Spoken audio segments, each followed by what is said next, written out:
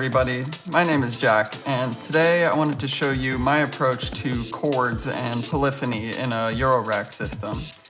Now this has traditionally been a challenge because modular synths are usually a one-note only kind of synth, which makes sense with the CV signals. You can only have one signal at a time versus MIDI, you can have, multiple notes going through the same cable at the same time.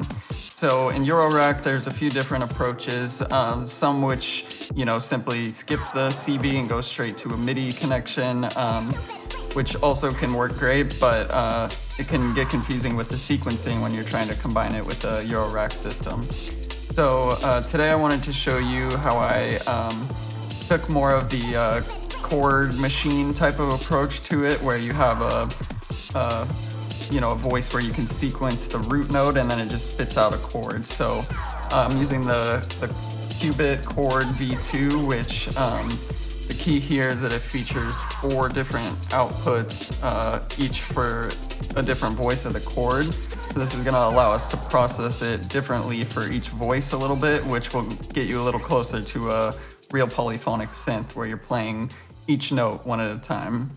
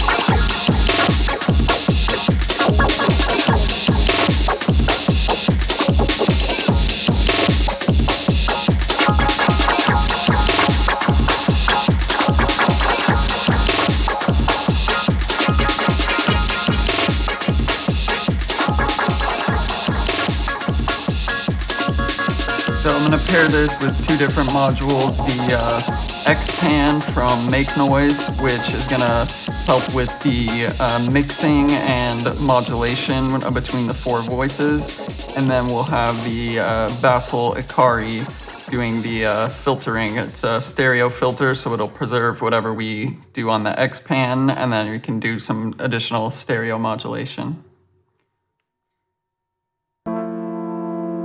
Now I'm going to start here with very little modulation and gradually add in some signals as we go. So right now you have the Ericson's black sequencer sending a simple pattern of notes here. It's a 4-bar sequence, but it's just one note at a time, telling it what root note to play on the volt per octave input here.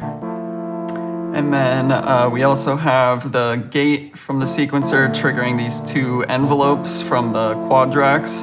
And the first one here is controlling the amplitude of the VCA, and the second one is controlling both the filter cutoff here, and then it's also controlling the waveform on the chord oscillator to kind of sweep through different waves. And also here on the chord voice, we have a couple other things we can modulate. One I have plugged in now is the FM with a little LFO, just providing some vibrato. Little or a lot, I have it attenuated quite a bit, so you can use this knob as a control. Then we also have the voicing knob here, which will shift things up and down along kind of a traditional, intervals on, like, if you were marching up the piano.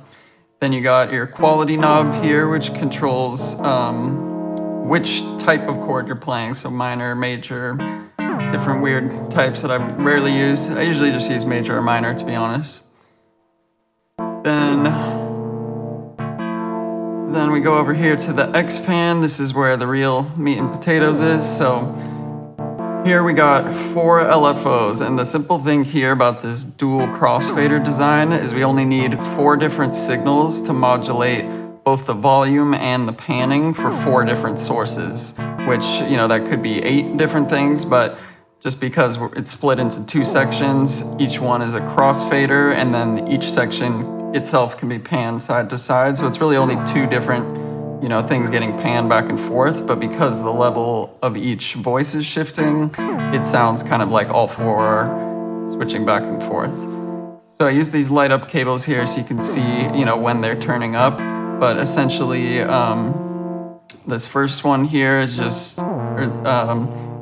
switching which voice. You can get only like a 2-note chord, or, you know, switch between the 5th and the 7th here. But you can also just modulate back and forth between the 2 in a kind of a subtle way, which, you know, kind of just makes it sound like there's different velocity on each note. And then panning here, left and right. I like to keep it a little more subtle on the root and the 3rd, and then a little more intense modulation on the 5th and the 7th here. And then on the pan here, we have a little secret trick. It's using this split mixer to mix together both an LFO over here and then an FM signal from the 5th here. So that way when I turn up the intensity of the audio rate signal here, we get audio rate panning back and forth between the 5th and the 7th, or with both the 5th and the 7th. So it can get some really freaky types of kind of phaser chorusing type of things.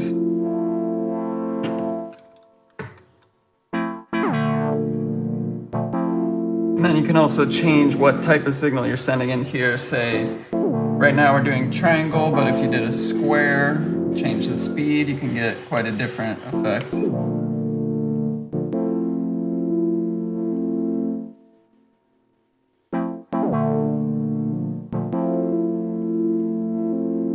I'm just changing the speed and the type of signal to a square on this crossfade here.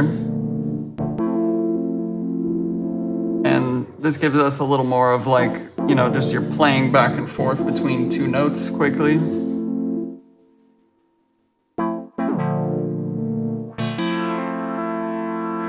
And then the Bastl Ikarie here is just a beautiful sounding filter. It has a really nice sound when you drive the input here. And then I have another LFO on the stereo panning here.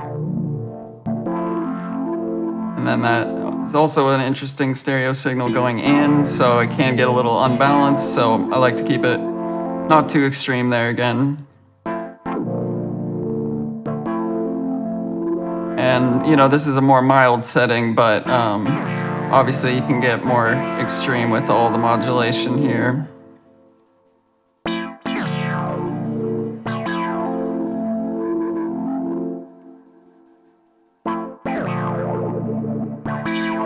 And then my final trick that I recently added is this Theramin here, which I can make have even more intense kind of audio rate modulation on the filter.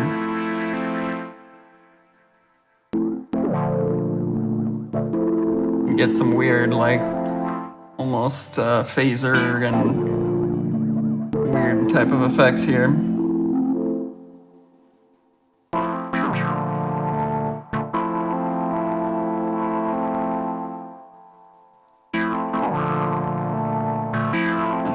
Adds more effects from the beats.